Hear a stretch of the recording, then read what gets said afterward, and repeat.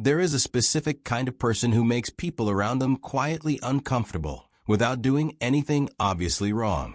They ask questions that derail conversations into territory nobody planned to go. They find the flaw in something everyone else agreed on. They get absorbed in problems that have no practical relevance to anything happening in their actual life. They are simultaneously the most interesting person in a room and occasionally the most exhausting one. And if you have spent real time around someone like this, or if you are reading this because you suspect you might be someone like this, you already know that high intelligence does not look the way popular culture tends to present it. It is not clean or efficient or socially frictionless. It comes with habits that look strange from the outside and feel completely natural from the inside. And those habits are not random. Each one connects directly to how a mind operating at that level actually processes the world. Here are 7 of them. 1. They talk to themselves. Often and seriously. Not muttering. Not accidentally narrating something out loud. Actual, sustained conversation with themselves. Working through problems, arguing multiple sides of a question, processing something that happened by explaining it to no one. This is not eccentricity for its own sake. Research on private speech, the technical term for self-directed verbal thought, consistently finds that it supports complex cognitive tasks. It externalizes the reasoning process, which reduces working memory load and makes it easier to identify errors in logic. When a problem is complicated enough, thinking about it is not sufficient. Talking through it forces a linear structure that internal thought does not require. People with high cognitive capacity tend to have more complex internal processing that benefits significantly from externalization. The talking to themselves is not a quirk. It is a tool, a highly functional one that happens to look strange to anyone watching. 2. They have an unusual relationship with sleep. The pattern that shows up consistently in research on high IQ individuals is not that they sleep less or more. It is that their sleep schedule drifts.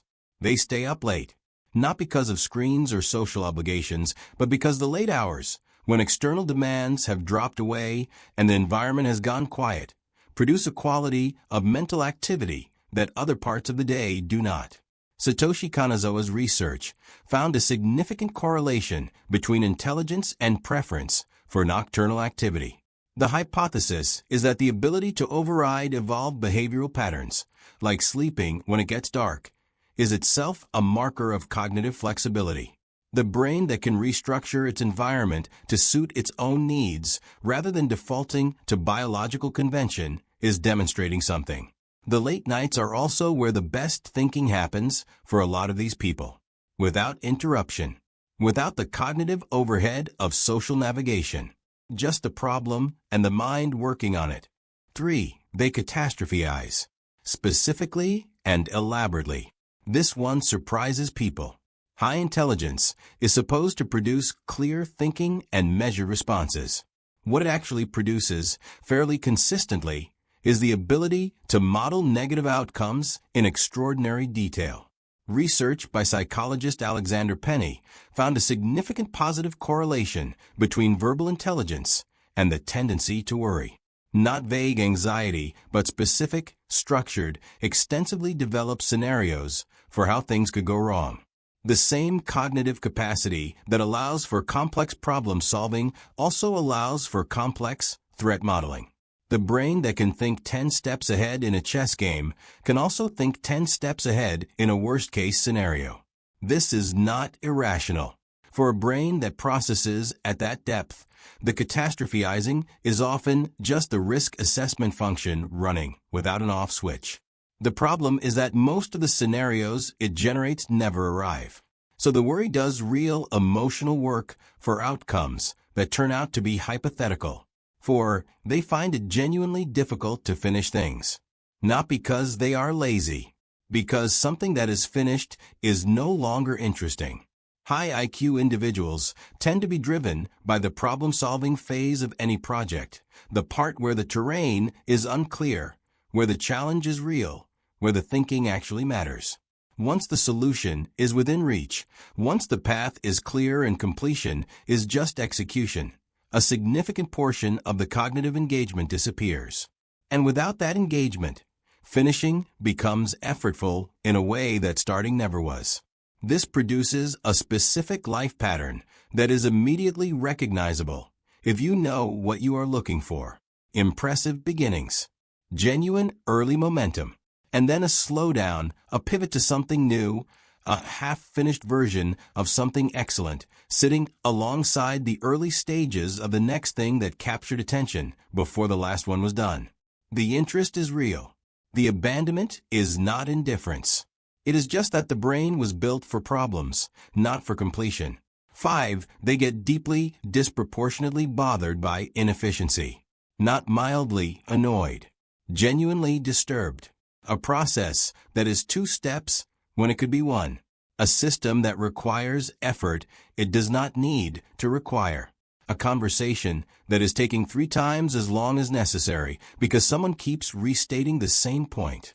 For a brain that processes quickly and comprehensively, inefficiency is not just inconvenient. It registers as a kind of offense against logic. The gap between how something is and how it obviously could be is immediately visible and immediately uncomfortable. And because the more efficient solution is usually apparent without much effort, the persistence of the inefficient version is baffling in a way that is difficult to let go of.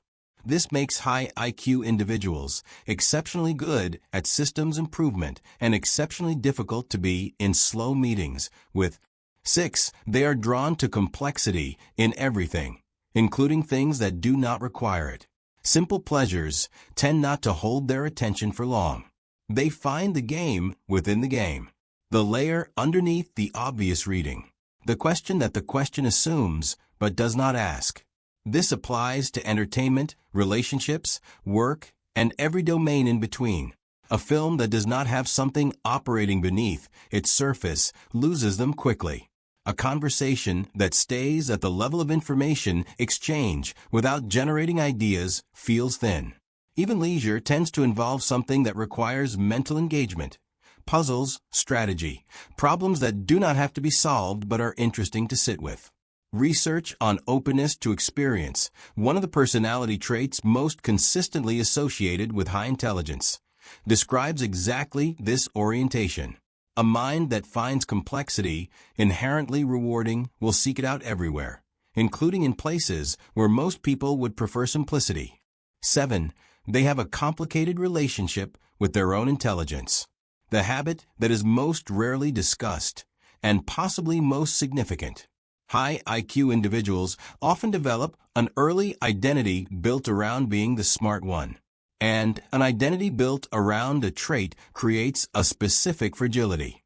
Because if being intelligent is who you are, then being wrong, being confused, or encountering something you cannot immediately understand carries a weight that has nothing to do with the situation itself. Carol Dweck's research on fixed versus growth mindsets found that people who define their identity through innate ability often avoid challenges where failure is possible, precisely because failure threatens the identity rather than just the outcome.